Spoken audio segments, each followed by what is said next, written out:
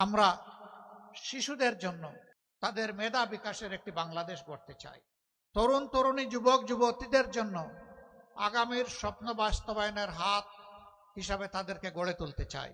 আমাদের মায়েদের জন্য ঘরে চলাচলে এবং কর্মস্থলে শতভাগ সম্মান এবং নিরাপত্তা নিশ্চিত করতে চাই। আমাদের জীবনের চাইতে আমাদের মায়ের সম্মান আমাদের কাছে অনেক দামি।